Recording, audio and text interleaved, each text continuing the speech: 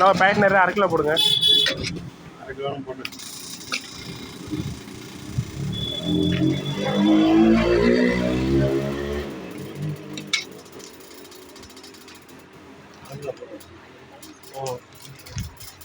சரிங்க.